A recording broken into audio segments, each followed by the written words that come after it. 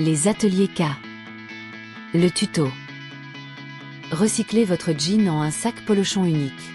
Transformez un vieux jean en sac stylé avec des ceintures de judo en guise danse.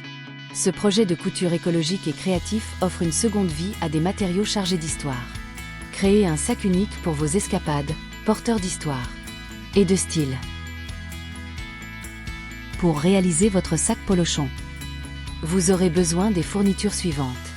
Premièrement, tissu principal, jean recyclé, 2 rectangles de 50 cm sur 40 cm et 2 cercles de 25 cm de diamètre. Deuxièmement, doublure, un rectangle de 50 cm sur 78 cm et 2 cercles de 25 cm de diamètre. Troisièmement, poche, un rectangle de 25 cm sur 14 cm et une bande de 5 cm sur 14 cm à positionner au-dessus de la fermeture à glissière de la poche. Quatrièmement, fermeture à glissière, une de 45 cm pour l'ouverture principale et une de 20 cm pour la poche. Cinquièmement, ancienne ceinture de judo, 2,50 m pour les anses. Sixièmement, propreté, pour la fermeture glissière principale, 2 rectangles de tissu de 6 cm sur 3,5 cm, issus des chutes de jean ou d'un autre tissu. Septièmement, tirette, 2 rectangles de tissu de 6 cm sur 8 cm, issus des chutes de jean ou d'un autre tissu. Huitièmement, fil à coudre résistant assorti au tissu. Neuvièmement, billet, 1,70 m, pour la propreté des finitions intérieures. Avec ces éléments, vous aurez tout le nécessaire pour vous lancer dans la création de votre propre sac polochon en jean.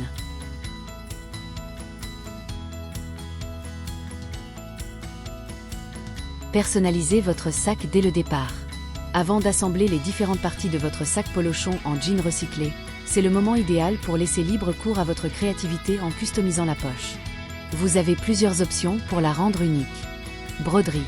Ajoutez une touche personnelle en brodant un motif, vos initiales ou un dessin sur le rectangle de tissu destiné à la poche. Écusson. Cousez un écusson thermocollant ou à coudre pour un style affirmé et original. Flex thermocollant. Découpez et appliquez un motif ou un texte en flex thermocollant pour un rendu moderne et durable. À vous de choisir pour une poche qui vous ressemble. Commençons la réalisation de votre sac polochon. Étape 1.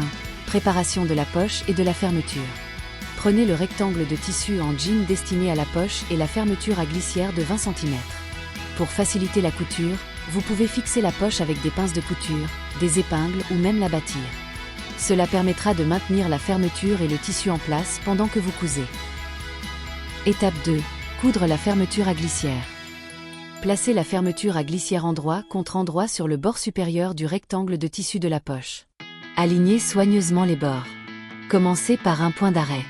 Lorsque vous arrivez au milieu de la fermeture, aiguille en bas, relevez le pied de biche et faites pivoter votre ouvrage pour dégager la tirette. Rabaissez le pied de biche et continuez à coudre à environ 0,5 cm, soit la valeur du pied presseur, du bord.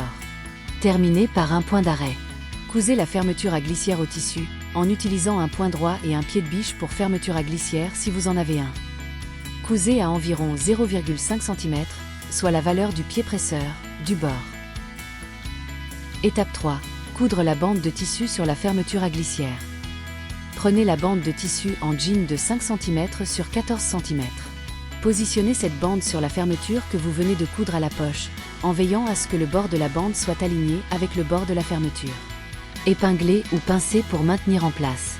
Cousez la bande en place, à environ 0,5 cm du bord de la fermeture, soit la largeur habituelle du pied de biche. Étape 4. Surpiquez la fermeture à glissière. Surpiquez de chaque côté de la fermeture à glissière, piqûre-nervure sur le bord du tissu. Utilisez un fil de couleur jaune assorti à la fermeture, ou une couleur contrastante selon votre goût. Étape 5. Coudre les grands morceaux de tissu en jean. Prenez les 2 rectangles de jean de 50 cm sur 40 cm. Placez-les endroit contre endroit et cousez-les ensemble avec une couture renforcée de 1 cm, car il s'agit du fond du sac et il est important qu'il soit solide. Utilisez de préférence le triple point de votre machine et allongez le point à 3 pour cette couture. Étape 6. Repassez, couchez et surpiquez la couture. Couchez ensuite la couture et surpiquez-la avec un fil de la couleur du jean, ou d'une autre couleur selon votre goût. Étape 7. Préparez la poche. Repliez le bord supérieur et le bord inférieur de la poche de 1 cm vers l'envers.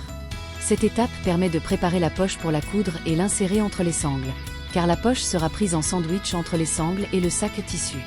Étape 8. Positionner et coudre la poche.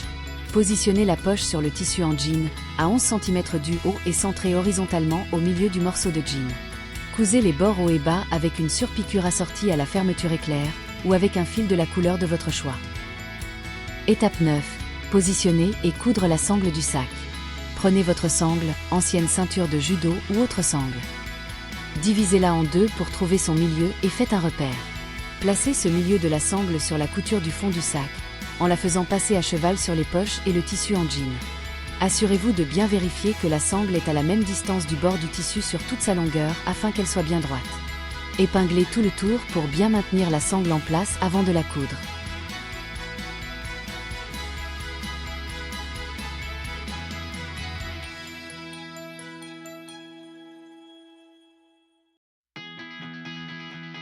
Et voilà l'assemblage. C'est à ça que ça ressemble une fois que la sangle est épinglée au tissu. Maintenant, il ne reste plus qu'à la coudre. Étape 10. Coudre la sangle. Préparez les anses.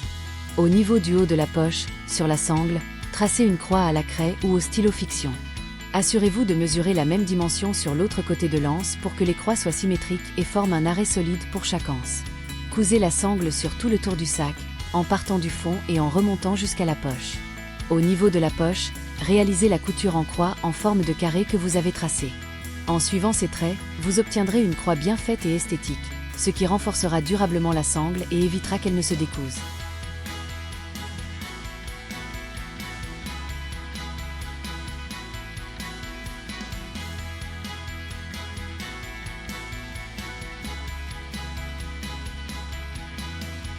Regardez.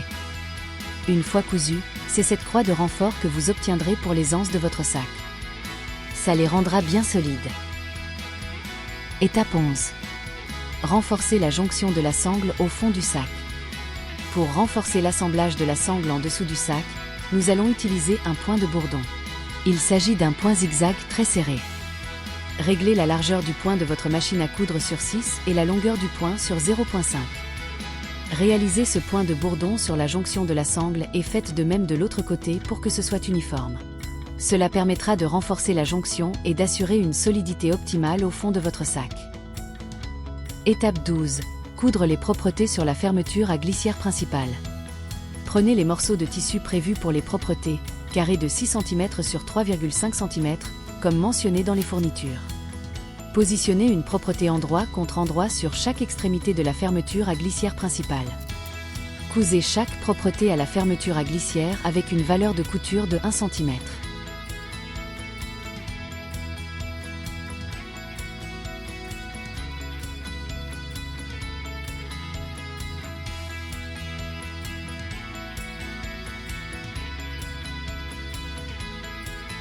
Une fois la propreté cousue, retournez-la et réalisez une surpiqûre à 1 mm sur le bord du tissu, piqûre nervure.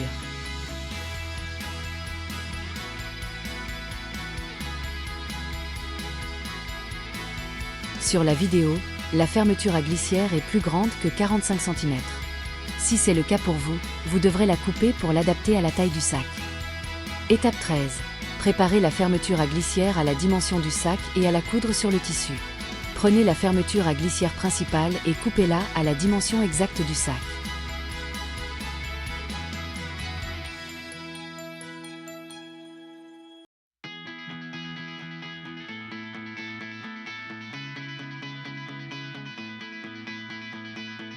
Pour la préparer à être cousue, placez l'endroit de la fermeture contre l'endroit du tissu en jean du sac.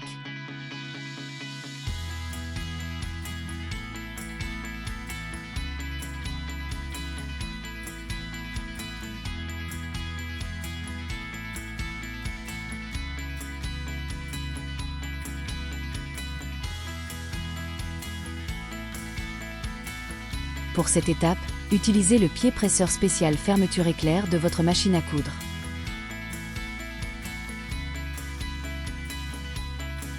Étape 14. Coudre la fermeture à glissière de chaque côté du sac. Cousez la fermeture à glissière de chaque côté du sac.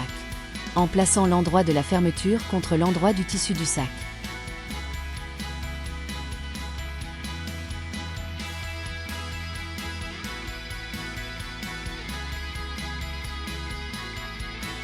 Étape 15. Assemblez la doublure à la fermeture à glissière.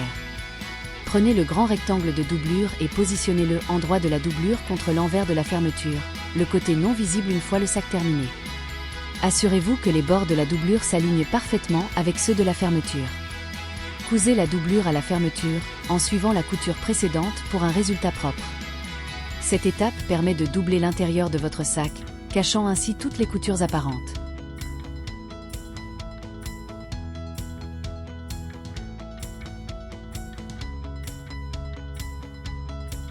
Étape 16. Surpiquez la fermeture à glissière, après couture de la doublure. Maintenant que la doublure est cousue sur la fermeture, retournez le sac. Enlevez le capot de votre machine et mettez-la en bras libre pour pouvoir passer le sac plus facilement et coudre avec aisance. Pour réaliser la surpiqûre au niveau de la fermeture, veuillez retirer le pied presseur pour la fermeture et remettre le pied presseur standard sur votre machine. Suivez le bord du tissu à l'aide de votre pied presseur afin d'assurer une surpiqûre régulière. Venez surpiquer, en veillant à bien prendre toutes les épaisseurs, tissu principal, fermeture et doublure, pour un fini net et solide. Conseil important, l'importance du repassage en couture. N'oubliez pas de repasser à chaque étape des coutures. Le repassage est très important pour des finitions soignées et professionnelles de votre ouvrage. Étape 17. Préparez les tirettes pour la fermeture principale. Prenez les morceaux de tissu prévus pour les tirettes. Pliez une valeur de couture de 1 cm le long de chaque côté long, sur l'envers du tissu. Repassez pour bien marquer les plis. Pliez ensuite la tirette en deux dans le sens de la longueur, envers contre envers. Repassez pour former une bande nette. Faites une surpiqûre à nervure sur les deux bords, ceux avec les valeurs de couture rentrées, et sur l'extrémité qui est pliée. Laissez l'autre extrémité à bord franc pour l'insertion. Ces languettes faciliteront la manipulation de la fermeture. Étape 18. Coudre les tirettes sur le sac. Venez maintenant coudre les tirettes que vous venez de préparer sur le sac. Positionnez une tirette à chaque extrémité de la fermeture principale du sac. Cousez en place par un point solide pour fixer la tirette.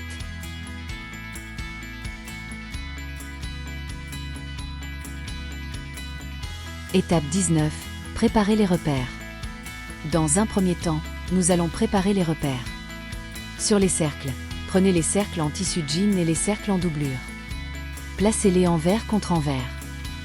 Divisez le pourtour de cette double épaisseur en deux, puis en 4. Et marquez ces repères sur les deux couches de tissu simultanément.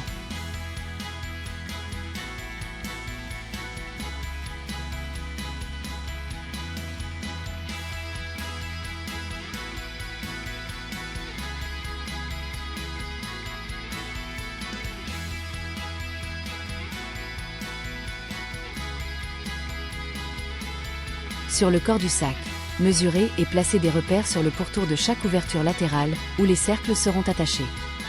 Divisez le tour en deux, puis en 4, et marquez ces points.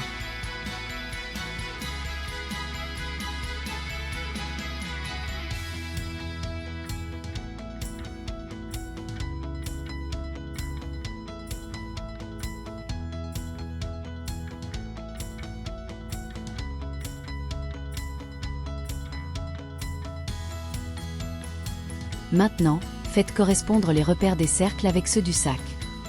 Épinglez chaque repère ensemble, puis continuez à épingler tout le tour en répartissant uniformément l'excédent de tissu, afin de préparer l'assemblage pour la couture.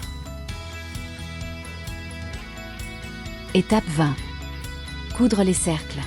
Cousez les cercles au corps du sac avec une couture solide, en veillant à bien prendre toutes les épaisseurs et à conserver une marge de couture régulière. Pour ce tutoriel, nous avons choisi la finition avec un biais. Pour une finition propre et soignée à l'intérieur du sac, nous allons maintenant couvrir les coutures des cercles avec un biais. Vous pouvez utiliser plusieurs techniques pour des finitions intérieures soignées. Technique de finition intérieure. Le point zigzag sur les bords bruts. La surjeteuse pour un bord net et solide. La couture anglaise, qui enferme les bords bruts de la couture pour une finition très nette et durable. La technique de la doublure cachée, où le sac en jean et la doublure sont cousus séparément puis assemblés de manière à ce qu'aucune couture ne soit visible à l'intérieur. Étape 21. Finition des coutures des cercles avec un biais. Pour poser le biais, ouvrez le biais et alignez son bord brut avec le bord brut de la couture que vous souhaitez couvrir. Cousez le long du premier pli du biais. Lorsque vous approchez du point de départ, laissez un chevauchement avec le début du biais. Coupez l'excédent de biais en créant un repli net sur l'extrémité qui chevauche, de manière à ce que les deux bouts se rejoignent parfaitement sans épaisseur excessive. Cousez cette jonction. Il existe plusieurs façons de gérer cet excédent de biais pour une finition propre, mais pour ce tutoriel, nous avons choisi la version la plus simple, c'est-à-dire une couture droite.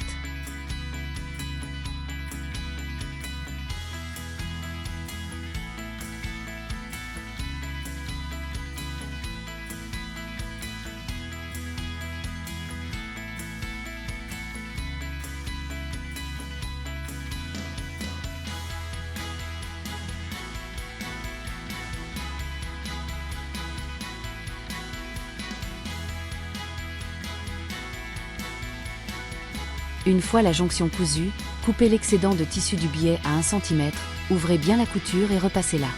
N'oubliez pas de refaire la petite couture au niveau des cercles sur le sac.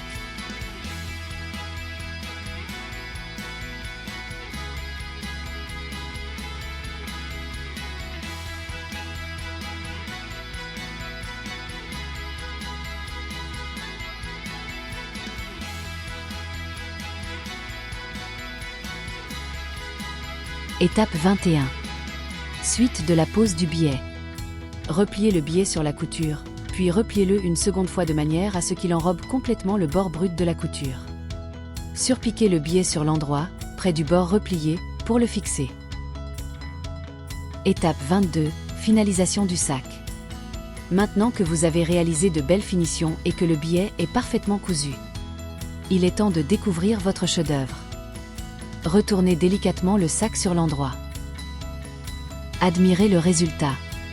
Un très joli sac polochon, unique et fait avec amour. Celui-là est destiné et prêt à être offert à Sacha, un cadeau personnalisé qui fera sensation.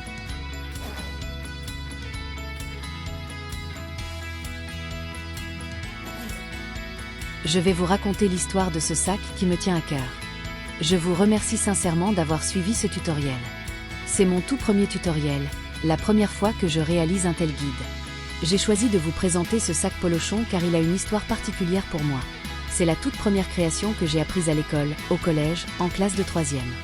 Nous avions alors des cours d'EMT, éducation manuelle et technique, et c'est ce sac que j'ai appris à faire la première fois où j'ai cousu. Les cours d'EMT ne se font malheureusement plus de nos jours, et c'est bien dommage. J'espère que vous avez pris autant de plaisir à le réaliser que moi à vous le partager. À bientôt. Karine, les ateliers K.